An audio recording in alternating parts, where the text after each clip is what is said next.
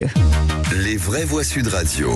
Bonsoir Félix, 3 mots dans l'actu qui sont attentats, bombardements et néo-ruraux. L'assaillant de l'attentat près de la Tour Eiffel assume et revendique son geste. Son lourd passé judiciaire pose la question du suivi des radicalisés.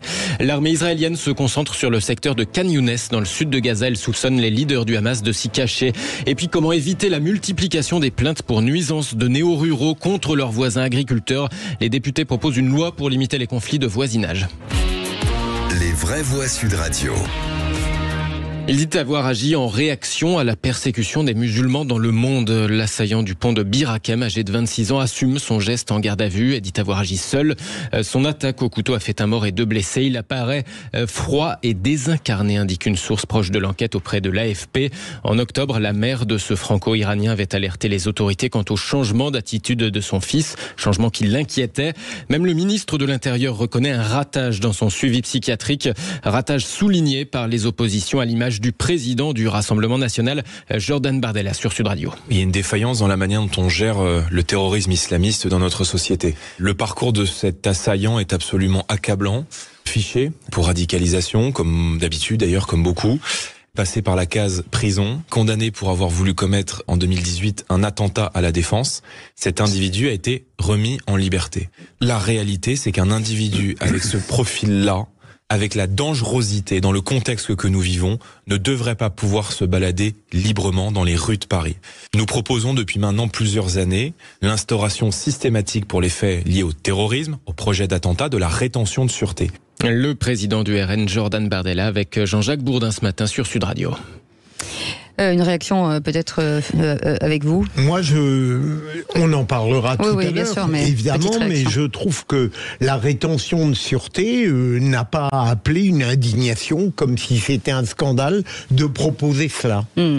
Allez, deuxième mot, bombardement. L'armée israélienne se concentre désormais sur le sud de la bande de Gaza. Oui, elle affirme agir avec force autour de la ville de Khan Younes, dans le sud de l'enclave. Elle estime que les leaders du Hamas se cachent dans la zone Gaza soumise à d'intenses bombardements. Les chars israéliens commencent à entrer et la circulation pour les civils n'est plus possible dans toute cette ville de Khan Younes, précise l'armée israélienne. Le ministère de la Santé du Hamas palestinien, de son côté, annonce que les bombardements israéliens dans le sud de la bande de Gaza, enfin dans toute la bande de Gaza, ces bombardements auraient fait plus de 15 800 morts au total selon le Hamas, 70% des femmes et des mineurs depuis le 7 octobre.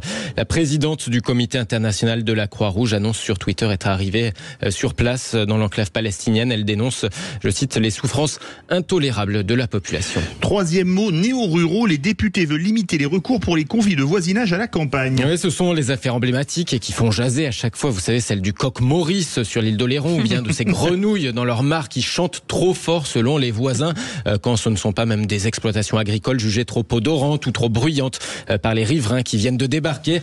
Eh bien, une proposition de loi transpartisane était donc examinée à partir d'aujourd'hui à l'Assemblée nationale. Et si elle est adoptée, eh bien, il y aura une exception désormais aux troubles du voisinage. Exception dans le cas où l'activité incriminée existait avant l'installation de celui ou celle qui porte plainte.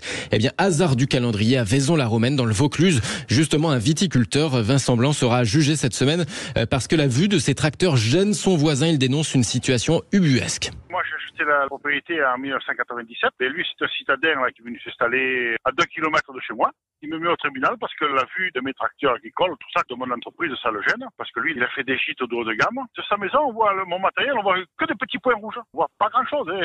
Et ben, il dit qu'il veut me faire enlever mon matériel.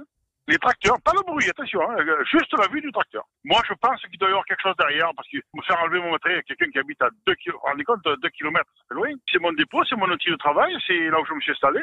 Mon fils va prendre ma suite bientôt. Et puis, alors, à cette personne, chaque fois que j'ai voulu essayer d'y parler, je ne peux pas, il me fuit. Les propos recueillis par Lionel Maillet pour Sud Radio. C'est Ils lunaire. font malade. Non, mais la France n'est pas un immense terrain de jeu où on ne travaille pas. Enfin, c'est quand même dingue. Allez, merci beaucoup Félix Mathieu. On vous retrouve pour le top clic.